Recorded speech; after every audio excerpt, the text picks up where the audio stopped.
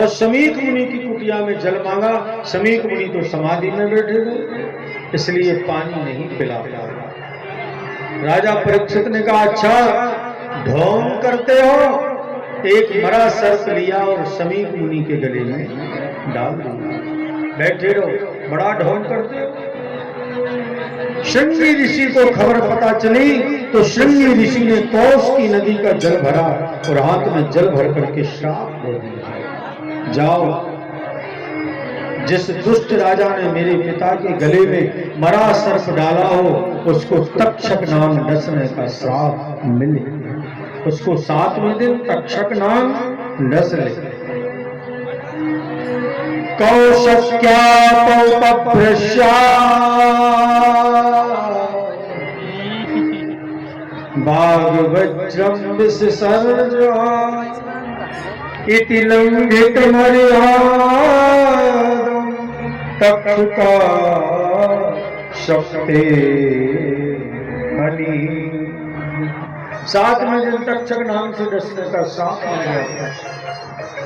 और परीक्षित अपने भवन में आए, पापी मुकुट उतार के रखा कि बुद्धि निर्मल होगा। और बुद्धि निर्मल हुई तो परीक्षित कहने लगे कि ये क्या हुआ? अरे मैंने तो संत ब्राह्मणों की सेवा की है, लेकिन आज मैंने एक संत का अपमान कर दिया। श्राप मिल चुका है। इसलिए राजा परीक्षित ने और अपने पुत्र जन्मेजय को राजा बनाया और हस्तिनापुर का त्याग करके दिल्ली से 264 किलोमीटर की दूरी पर पहुंचे सुखताल गंगा जी के तट पर, जहां भगवान सुखदेव जी ने महाराज परीक्षित को कथा सुनाई।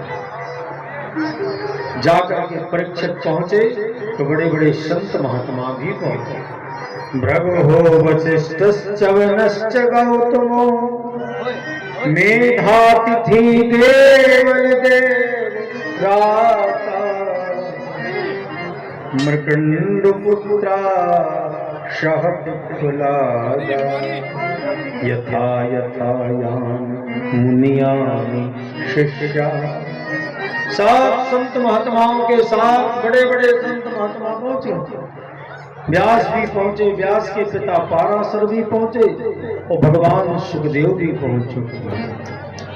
और जब पूरी सभा बैठी थी, महाराज परीक्षित ने पूजन किया, प्रश्न किया, भगवान जिस इंसान की मृत्यु नजदीक हो उसको क्या करना चाहिए?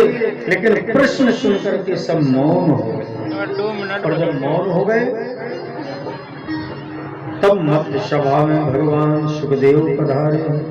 बोलिए श्री सुखदेव भगवान की जय। देखो कितने प्रेम से जय बोल रहे हो आप। थोड़ा सा जोर से तो जयकारा लगाया गया। सुखदेव भगवान की। अभी भी आपके घरों तक आवाज नहीं पहुंची। श्री राम महायज्ञ की। हाँ अब लगाए, खजुराहो तक पहुंच गई। भगवान सुखदेव पधारे तो उनके पिता खड़े हो गए देख करके, पुत्र आया है। ये भाव से खड़े नहीं हुए, परमहंस है सुखदेव, इसलिए उनके पिता व्यास, व्यास के पिता पाराशर सुखदेव को देख करके खड़े हो गए। सब संत महंतों ने पूजन किया। राजा